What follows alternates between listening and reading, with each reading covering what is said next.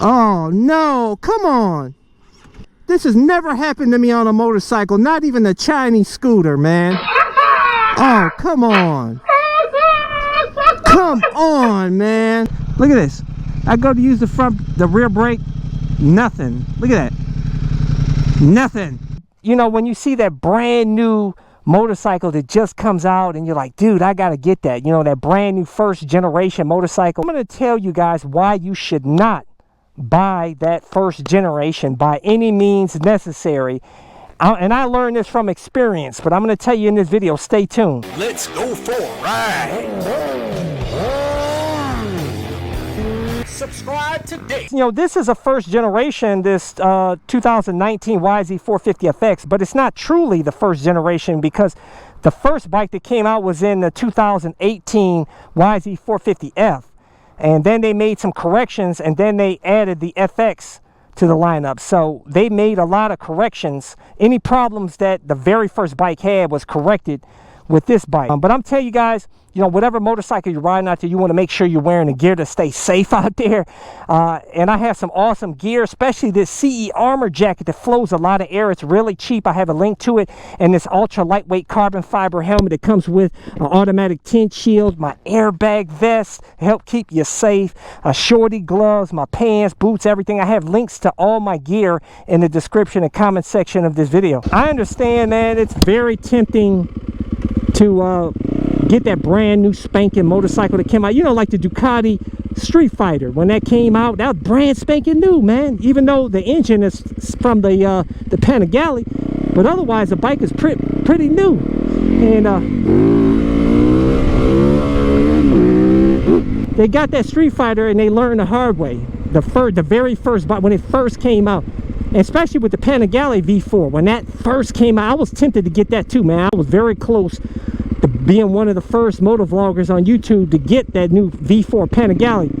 And thank God I didn't, man, because that bike had all kind of problems, man. And when you get a first gen motorcycle, you're gonna be spending a lot of time at the dealership dealing with them recalls and problems, man. It ain't worth it, you know what I'm saying? Every new car, brand spanking new first gen car or motorcycle, guaranteed they won't have problems because they're using you as a test, the test guinea pigs. So any problems, they can learn to correct it. And then the second year and even the third, really it's better to get like the third year even, because this is the second year and I still had a problem with this. Well, it's minor though, that the fan wouldn't come on, and it was an easy correction with the ECU change on that update.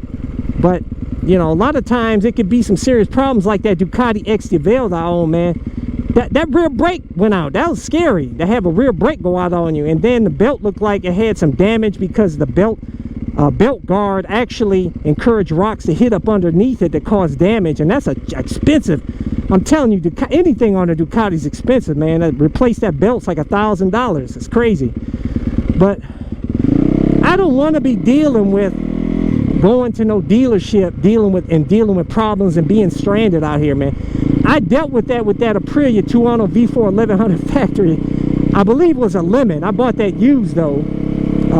But that sucker, man, that's the only time I really ever had a problem on a motorcycle that would conk out on me, man. That was crazy. Honestly, it's so tempting to get that first brand new generation because they look so cool and it's got the most power and everything else. Like this gorgeous brand new 2023 Norton V4 SV Superbike that looks so beautiful, it makes you want to go out and buy it.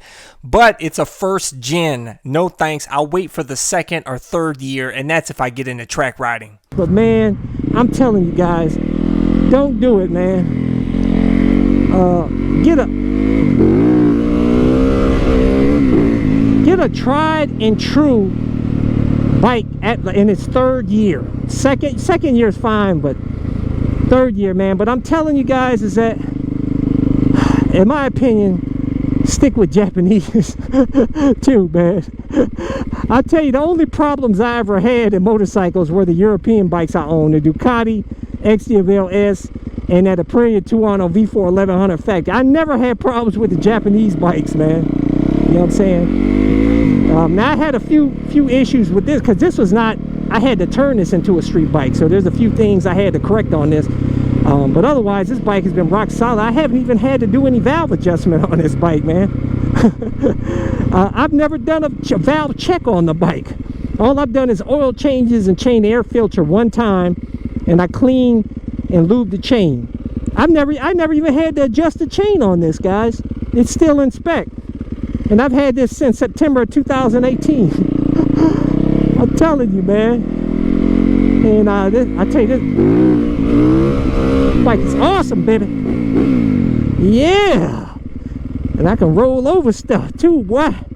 Bam, got that dual sport action up in here. I'm telling you guys, supermoto life all day, baby. But yeah, you know, you get a first generation bike that's just basically they're using you as the test fools, you know, to report any problems, basically.